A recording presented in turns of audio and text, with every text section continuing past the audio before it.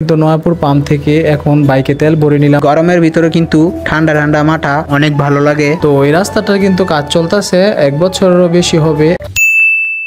আসসালামু আলাইকুম এভরিওয়ান, কেমন আছেন সবাই? আশা করি ভালো আছেন। আলহামদুলিল্লাহ আমিও ভালো আছি। আবারও চলে আসলাম আয়মান আপন ফেসবুক পেজ থেকে নতুন একটি ব্লগ নিয়ে। তো দেখতে দেখতে কিন্তু গরমকাল চলে যাচ্ছে। তো এই গরমে লাস্ট মাঠা না খেলে কি আর হয়? তো এই কারণে কিন্তু চলে যাচ্ছি ছোট ভাই শান্তকে নিয়ে আমাদের সোনারগাঁ তালতলা বিখ্যাত সেই মুসলিম সুইস মাটার দোকানে। তো দেখতে দেখতে কিন্তু আমরা উলুপুরা বাজারে এসে পড়লাম। এসেই কিন্তু আমরা উলুপুরা ব্রিজে উঠে পড়লাম। ব্রিজে উঠে কিন্তু দেখতে পেলাম অসম্ভব সুন্দর আজকের সেই ওয়েদারটা। আজকের নীল আকাশটা কিন্তু অসম্ভব সুন্দর লাগতেছে, ভিউটাও অনেক সুন্দর। তো আজকে ভিডিও করে কিন্তু অসম্ভব মজা হইতেছে। তো আমরা কিন্তু এখন নয়াপুর চলে আসলাম। এখানে এসে কিন্তু সবচেয়ে বিরক্তকর একটা জিনিস, এখানকার রাস্তাঘাটটা একদম বাজে অবস্থা। তো এই রাস্তাটার কিন্তু কাজ চলতেছে, 1 বছরেরও বেশি হবে, এখন অবধি এই রাস্তাটা ঠিক হলো না। তো আমরা এই রাস্তায় যতবারই আসি না কেন একদম বিরক্ত লাগে এই রাস্তার ভাঙার কারণে। তো আমরা কিন্তু যাওয়ার সময় বারুদ্দি দিয়ে ভিতর দিয়ে ঢুকে তারপরে বাসার দিকে যাব। তো অনেকদিন যাবত ঘোরাফেরা করতেছি, বাইকে তেল ভরা হয় না। তো আমরা কিন্তু নয়াপুর পাম্প থেকে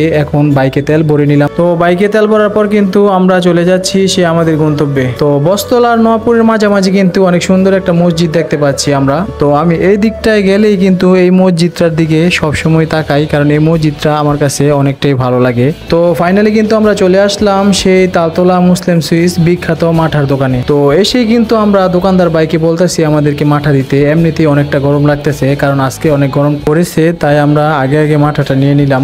নিয়েই কিন্তু আমি 2 গ্লাস খেয়ে ফেললাম।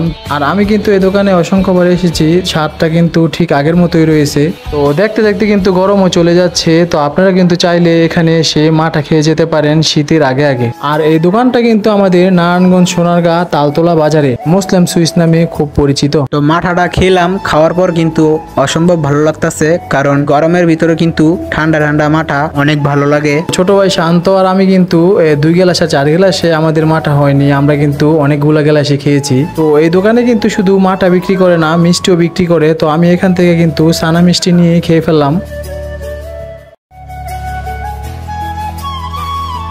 তো আমরা যে উদ্দেশ্য আসছি সেই উদ্দেশ্য কিন্তু প্রায় শেষ, কারণ আমরা মাঠা খেতে এসেছি, মাঠা খাওয়া কিন্তু শেষ। আমরা এখন চলে যাব বারুদ্দি হয়ে। আমরা কিন্তু নোয়াপুরের রোডে যাব না, কারণ ওই দিকে রোড অনেকটাই ভাঙা। তো আপনারা যারা মাঠা খেতে চান তারা কিন্তু অবশ্যই এই সোনারগাঁ তালতলা আসতে পারেন মাঠা খাওয়ার জন্য। আমার কাছে কিন্তু আমাদের সোনারগাঁয়ের মধ্যে সবচেয়ে বেস্ট মাঠার দোকান এটাই মনে হয়েছে।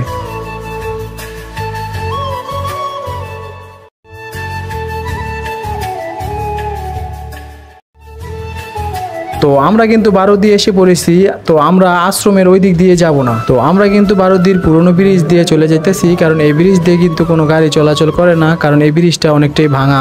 যেহেতু আমরা বাইক নিয়ে যাচ্ছি এই কারণে আমরা শর্টকাটে এই ব্রিজ দিয়ে আসতে পারছি। তো এই মুহূর্তে কিন্তু আমরা আশিকদের এলাকায় আছি। তো আপনারা কিন্তু অনেকেই আশিকরে চিনেন। তো আমরা কিন্তু তাদের বাড়ির পাশ দিয়ে চলে যাচ্ছি আমাদের বাড়ির দিকে। তো আজকে কিন্তু দেখলেন আপনারা আমাদের সোনারগাঁয়ের সৌন্দর্য।